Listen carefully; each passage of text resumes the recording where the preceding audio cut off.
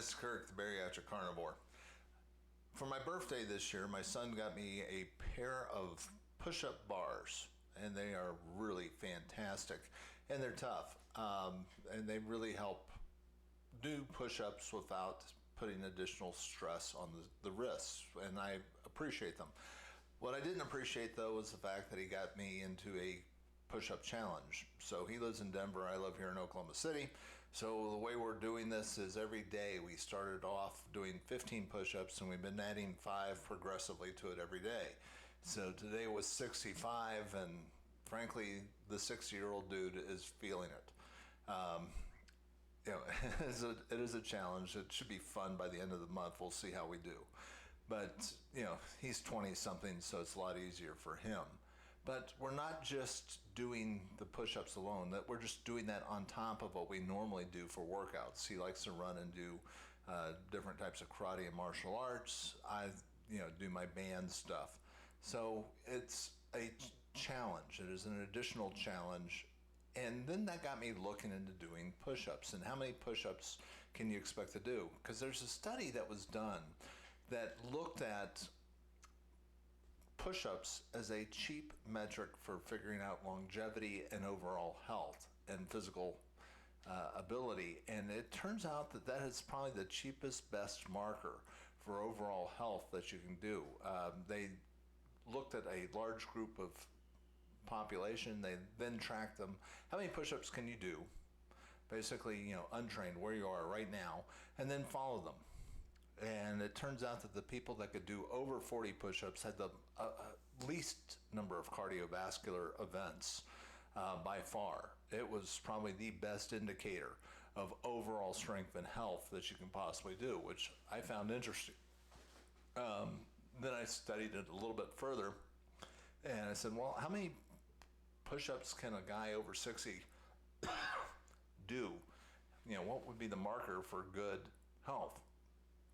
It turns out that it's 30, and I'm doing 65 today. So I'm sitting here thanking all the couch potatoes for setting the bar low. So I'm glad that I can do well over the minimum for being in excellent health. Now, I don't consider myself an athlete by any stretch of the imagination. All I want to do is get bigger muscles, stronger, and I don't want to hurt myself. That is my goal. And that's why I do HIIT training, high intensity training, using bands. Again, I'll link to the video that I did on the overall philosophy behind this. But the idea is to do a set of exercises, usually compound lifts, where I'm using more than one muscle group, trying not to just isolate a muscle that I'm trying to grow, but I'm trying to use several different muscle groups and push that or pull that for 1 minute. And at the end of that minute, I should be as close to failure as I possibly can be. Then take a 30-second rest, then do the next exercise. That's the idea behind it. And again, it's got this incredible ability to grow lots of muscle pretty darn fast and not hurt yourself. Now, how much muscle can you expect to gain? Well, that depends. It depends on where you're starting out, and it depends on how old you are, and it depends on your parents. See, you've got a certain amount of genetic potential to grow muscle. Some people can grow more muscle better than others. It depends on where their tendons are attached, how much human growth hormone they've got, how much of their natural testosterone can be devoted to building muscle, etc. A lot of this stuff is beyond your control, but all of us can build muscle and get stronger, and we don't have to hurt ourselves in the process. So let's talk about how we build muscle and how much we can expect to gain. Well, that can be anywhere from 15 to 40 pounds of muscle the very first year.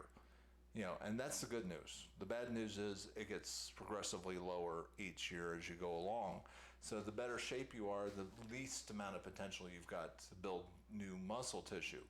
So, when you're starting off, be thankful. I mean, this is going to be the most muscle tissue you're going to get. You're going to get your biggest gains the very first year.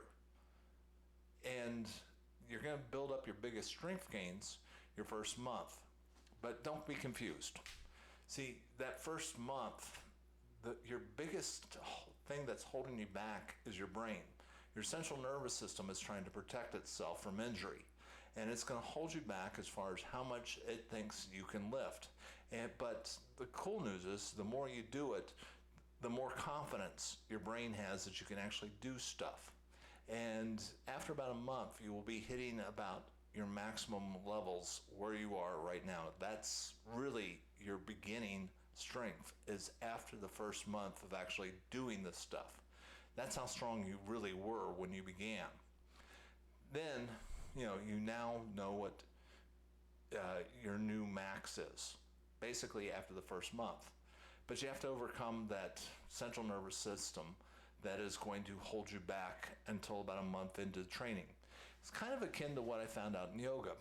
I always thought, that people always talk in terms of, muscle. You can lengthen and strengthen your muscles doing yoga, but you really can't. What you're doing is you're just creating your ability of your muscles to stretch. And really the biggest limiting block for that first month when you start off doing yoga is just your own brain. Your brain is trying to protect itself. It's like, hey, I feel like it's going to strain and pop. So it doesn't allow you to do the stretches when you first start. It takes about a month of getting into it. And after that, you actually find your body's real ability to where it should be able to stretch. And then you can grow from that. And then you increase your muscles' ability to be able to stretch further as you go along. So that's what yoga does. And yoga is really important. I mean, strength training and stretching both boil down, and that creates mobility, which is what you want. You want to have that mobility, that particularly as you age, and you want to be able to move gracefully. So these are all things that kind of work hand in glove with each other. Now, if you are going to build muscle, not only do you need to incorporate resistance training, but you also have to incorporate recovery time and adequate protein. Basically, you have to be able to feed yourself well. Now, when I say adequate protein, if there's anybody that's doing a video that tells you the exact amount of protein that you need based on their video, they're trying to sell you something. It can't be done. It's scientifically impossible to gauge with absolute certainty how much protein you need. Now, the general range for most people is about 1.5 to 2 grams of protein for every pound that you've got, or if you're really overweight, what your particular goal weight is. So that gives you a rough measure. But the cool thing about being a carnivore is I only eat until I'm full. I don't track calories, and I don't track macros, and I don't track how much protein I eat. In order to build muscles, you need to get saturated. The amount of fat that you eat, saturated fat with the protein, is really the crucial measure if you want to maximize muscle growth. What that means is people that, like bodybuilders that eat a lot of whey protein, or people that want to eat the boneless, skinless chicken breast, which has high amounts of protein but not necessarily a lot of fat, you're not doing a great job as far as building muscle is concerned.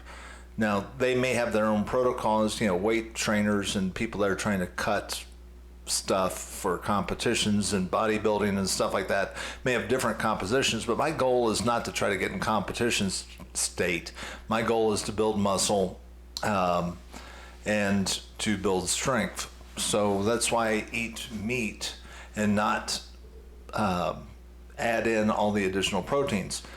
One of my pet theories, I can't prove this, but I kind of suspect it, is that one of the reasons why so many people that do the whey protein and stuff like that are still close to being diabetic and have high resting glucose levels is because of a process called gluconeogenesis.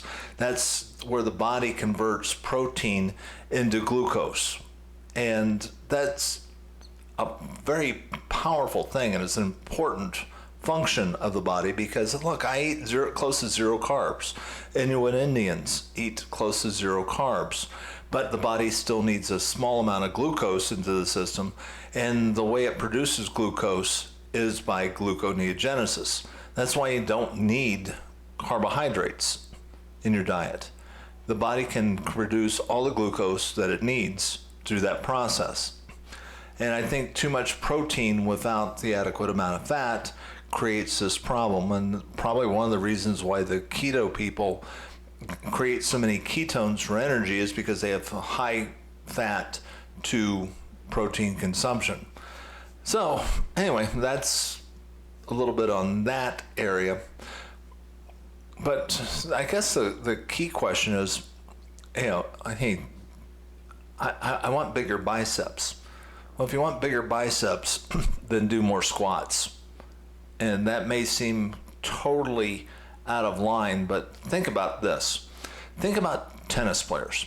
I mean, they are swinging the racket with one hand or the other. So a right-handed tennis player, you would think, would have a significantly bigger arm than their left arm. And that's not true. Every time they've done measurements of tennis players, they're almost always exactly the same size. And the reason why is the body, when it's producing muscle, doesn't just do so in the area that you're working. The human growth hormone testosterone is being released throughout the body, and it's growing muscles proportionately. And there was an interesting study done in Norway where they had people doing squats, and almost only squats is their exclusive exercise. And it turns out their biceps grew as much as somebody that was doing resistance training all over. I found that fascinating, but it makes sense when you kind of think about it. That, the muscle building, human tissue is going to be growing all over the place. So as you get older, you're going to be building less muscle every single year. The better shape you're in, you're still putting in the same amount of work, but you're growing muscle more slowly. And you may say, well, that's unfair. Nah, frankly, it isn't. If you kept growing muscle at this ridiculous rate every year, if you're putting on 40 pounds of lean muscle every year, you'd start to look like the Hulk. And that's not, I think, what most of us want. It's just the way the body naturally helps you to keep getting fitter and stronger. Because the average person is going to lose about a pound of lean tissue every single year after the age of 30 or so. And it's only going to get faster the older you get. The good news is you don't have to be average. You can actually keep growing muscle your entire life. You're just going to grow it more slowly. There's people in their 80s that have taken up resistance training and gained lean tissue and gotten stronger. So it is possible to keep growing more lean tissue as you get older, and that is our best hedge against losing lean tissue as you get older. You want to keep those muscles strong. And like I said, I'll link below why I really think, that video is a deeper dive into why I think you need to keep as much muscle tissue as you possibly can. So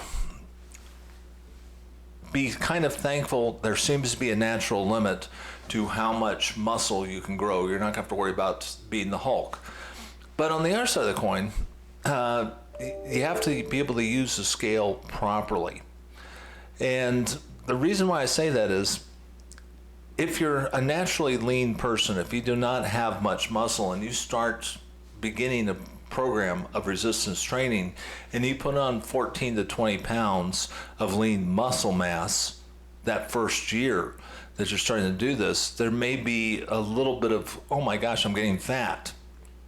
Can I suggest you just utilize the scale as a tool, but it's not your only tool. Tape measures are another great tool, and how your clothes fit is another great marker. I mean, if you're a guy and your shirts are getting tighter in the shoulders and your pants are getting looser around the waist, that means you're doing the right thing, even if the scale says you're gaining weight. Because what that means is you're just losing fat and you're gaining lean muscle. So don't freak out about the scale. It's possible to gain lean tissue, but not look fat. And you're not necessarily going to look like a bodybuilder unless you're genetically inclined and unless you're doing probably a bunch of steroids and other stuff. So don't worry about that either. And it works for women just as well as it does for men. And it's amazing. I mean, there's a bunch of people that I've met that, on the scale, they look obese. The scale would tell them that they're overweight. But you look at them and go, no, they're not. So, BMI and scales are not perfect tools. They are a measure of how much gravity is affecting you. But they're not the be-all and end-all. But on the other side of the coin, don't ignore it either, because it's easy to fool ourselves that, we're getting stronger when we're really not. Just keep a really good open mind on this stuff. Don't try to fool yourself. Realize that this is a slow process. This isn't something, you're not going to get in shape. You didn't get out of shape overnight. You're not going to get in shape overnight.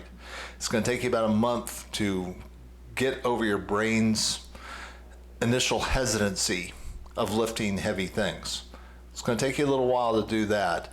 And you're going to put on some initial great lean tissue, and you're going to enjoy that. But don't get discouraged if it starts to slow down. That is part of the process too. It just helps you to become a stronger, healthier person. That's my goal. And not to hurt myself. That's my other goal.